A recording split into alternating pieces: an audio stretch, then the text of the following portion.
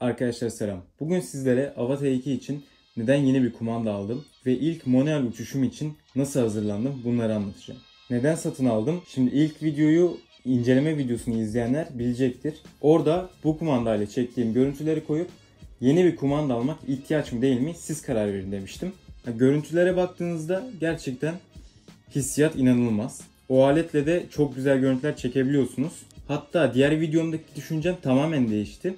Daha önce hiç drone kullanmamış biri bile bu aletle güzel görüntüler çekebilir. Ama siz bu aletle uçuşlarınızı sıklaştırdığınızda, farklı lokasyonlara gidip FPV tarzında videolar çekmeye başladığınızda bu cihazın bir süre sonra sizi sınırlandırdığını hissedeceksiniz. Tabi bu aletle uçabileceğiniz maksimumda akrobatik mod, sport mod olduğu için alet yani kumanda kendi içinde bir takım güvenlik önlemleri alıyor. Hatta Facebook gruplarında da sık sık arkadaşlarla konuşuyoruz.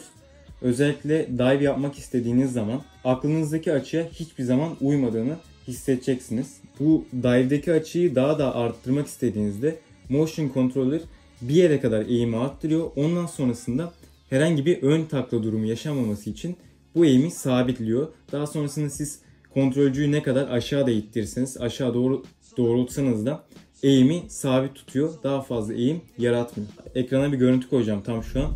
Bu uçuşumdan sonra yeni bir kumanda almaya karar verdim.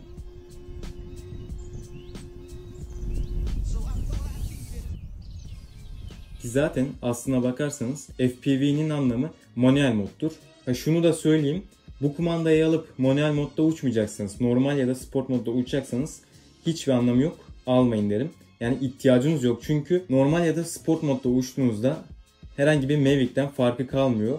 Böylece FPV tarzından daha da uzaklaşmış oluyorsunuz. Bu sırada başlamadan önce bu kumandada yapmam gereken bir ayar var. Hadi gelin onu yapalım.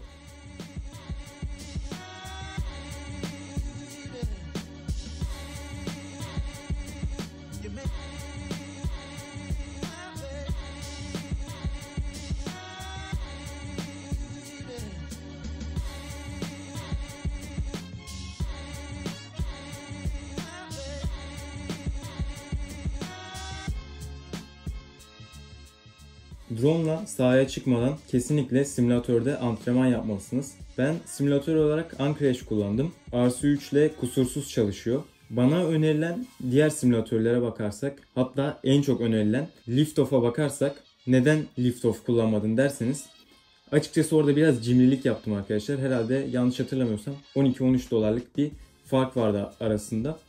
Pişman mıyım Ancrash kullandığım için? Pişman değilim. Benim tavsiyem Ancrash siz de yükleyin. O aradaki 12-13 dolarlık farkla da kendinize bir boyun askısı alabilirsiniz. Yaklaşık 2 haftanın sonunda ara ara antrenmanlar yaparak simülatörde uzmanlaştım. Ama asıl mesele tam şu anda başlıyordu. Avatar ile uçmayı öğrenmek, Avatar'ın dinamiklerini ve sınırlarını öğrenmek. Simülasyonda çalışmamı tamamladım. Şimdi sıra geldi gerçek saha testlerine, gerçek saha çalışmalarına. Arkamda gördüğünüz üzere bomboş bir alana geldik. Burada gerçek saha testlerine, gerçek saha çalışmalarına başlayacağız. Dediğim gibi ilk defa hayatımda manuel uçuş yapacağım. Hadi gelin bakalım yavaştan uçuşa geçelim. İlk manuel uçuşumuzu yapalım.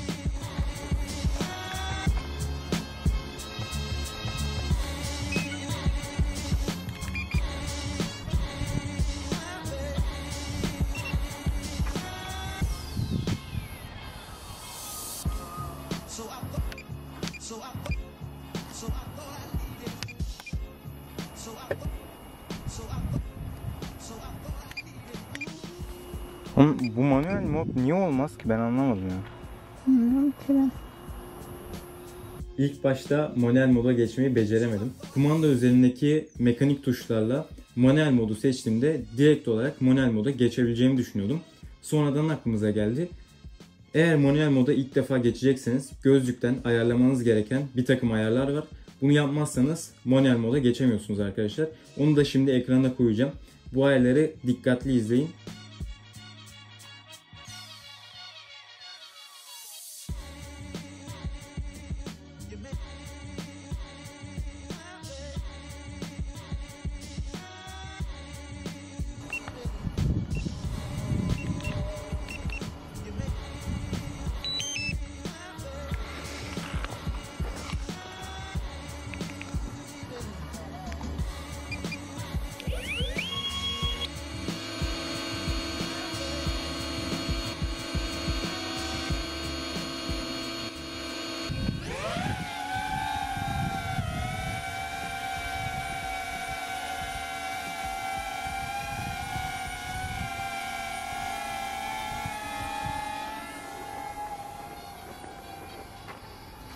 Manuel moddayım.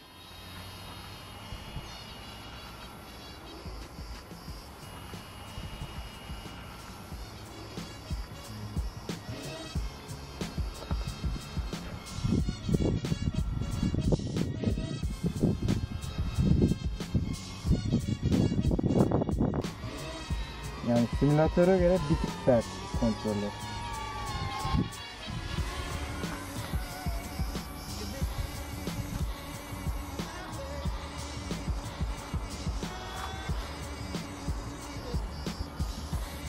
Simülatörde bayağı yumuşaktı. Görüntü alıyor musun? O zaman da.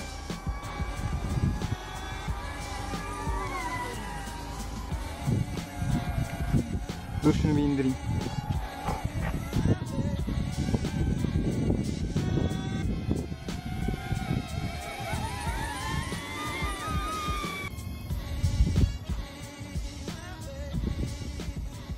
Çekme. Manevralar çok ani değil. Simülatörde uçtuysanız ilk önce simülatördeki hareketler daha ani. Manevralar daha ani. Stickler de daha yumuşak simülatörde. O yüzden daha hassas hareketler yapmanız lazım ama Avata'da gördüğüm kadarıyla stickler daha sert. Yani atıyorum simülatörde şu hareket bir manevraya yeterli oluyorsa Avata'da şu hareket aynı işlevi görüyor. Dediğim gibi stickler biraz sert.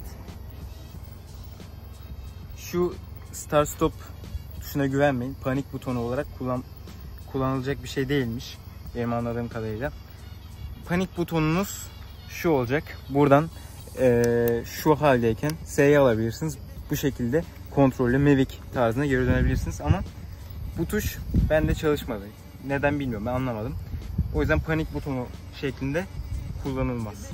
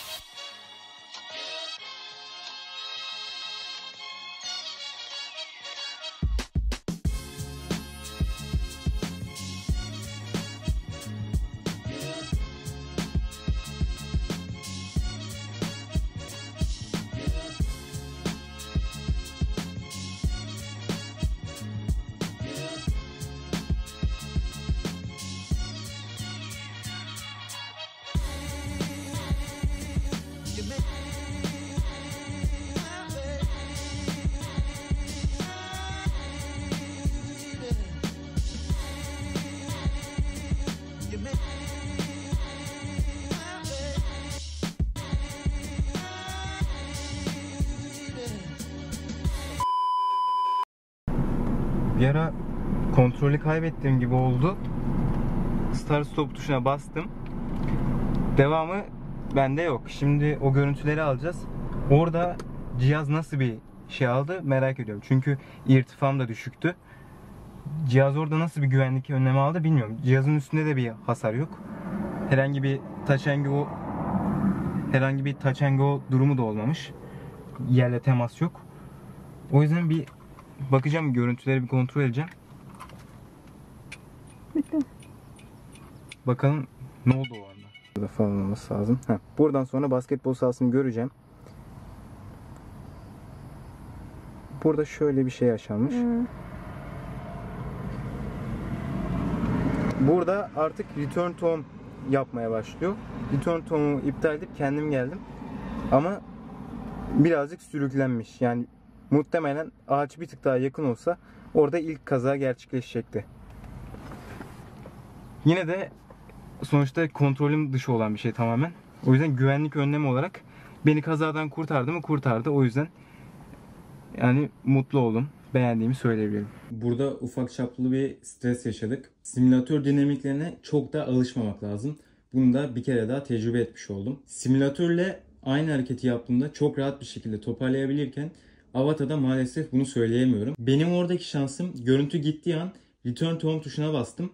Daha sonrasında görüntü geldiği zaman belli bir süre sonra Return to Home'a başladıktan sonra görüntü tekrar geldi ve orada cihazın düşmediğini anladım. Genel bir toparlamak gerekirse bu drone ile uçarken safkan bir snoop olmadığını akıldan çıkarmamak gerekiyor. Bu video bu kadardı arkadaşlar. RC3 hakkında merak ettikleriniz varsa aşağıda bekliyorum. Aynı zamanda söylemeyi çok sevmem ama beğendiyseniz, hoşunuza gittiyse abone olup beni destekleyebilirsiniz. Görüşürüz arkadaşlar.